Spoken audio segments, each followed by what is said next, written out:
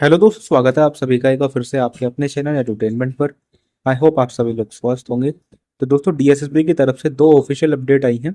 एक में तो वही आप लोगों का एक कोर्ट केस था, कोर्ट केस का इशू चल रहा था, वो जो है रिजोल्व हो गया है। और एक चीज़ और आई है, एक उसमें आप लोगों का रिजल्ट जो है जारी करा गया है। यहाँ पर डेट आप लोग देख पा रहे हैं, 10 जुलाई का नोटिस है, आज ही की डेट का नोटिस है। तो यहाँ पर ऋतुराज जी ने केस करा था डीएसएससी पर। इनका टीजीटी संस्कृत मेल के अंदर कुछ लोचा चल रहा था, जिसका जो है सारा डिटेल में इन्होंने डीएसएसबी ने यहाँ पर इस ऑफिशियल नोटिस के अंदर बता दिया है।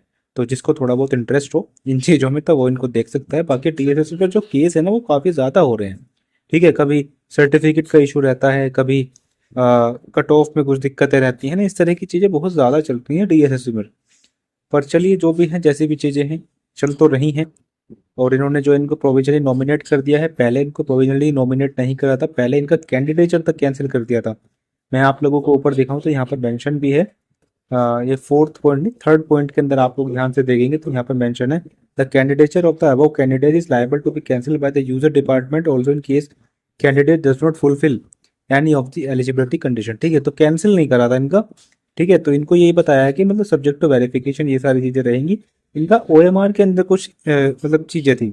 यहाँ पर देखो मेंशन भी है कि 9/7/2024 on the basis of their claim in their OMR application subject to thorough verification of the candidate by the user department including the identity of the candidate। ठीक है, तो पहला नोटिस तो आप लोगों का ये है। दूसरे नोटिस के अंदर देखते हैं वो क्या चीजें आई हैं। एक नोटिस दोस्तों आप लोगों का ये है, ये भी आप लोगों का आज की डेट का ही है। और इसमें आप लोगों का रिजल्ट आप लोगों का आया है।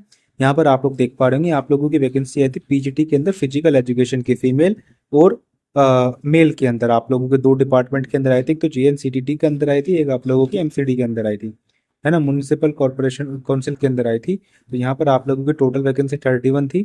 और ये सारी चीज़ें आप लोग चेकआउट कर सकते हैं। कट ऑफ की बात करें तो जो नंबर ऑफ कैंडिडेट शॉर्टलिस्ट करे गए हैं ई डोजेट के लिए, वो आप लोगों के 100 हैं, जिसमें यूआर के 44 हैं, ईडब्ल्यूएस के 14 है, फिर 15 है, फिर 21 है, फिर 15 है। कट ऑफ देखोगे तो यहाँ पर यूआर की 185 गई है, ईडब्ल्यूएस की 142 गई है, फिर 173 गई है आप लोगों की ओबीसी की। तो कुछ इस प्रकार से आप लोगों की कट ऑफ गई है। फीमेल में आप लोगों की कट ऑफ कम है और मेल में थोड़ी सी ज़्यादा है। तो इनके जो है ई डोजर वगैरह जो है आप सबमिट करा जाएंगे। 16 जुलाई से 30 जुलाई तक इनको समय दिया गया है। ठीक है, तो यही दो अपडेट थी। आई होप वीडियो आप लोगों को पसंद आई होगी, तो इसको ज़्यादा से ज़्यादा शेयर कीजिएगा और चैनल पर नहीं तो सब्सक्राइब करके ज़रूर जाइएगा। चलिए जी, धन्यवाद।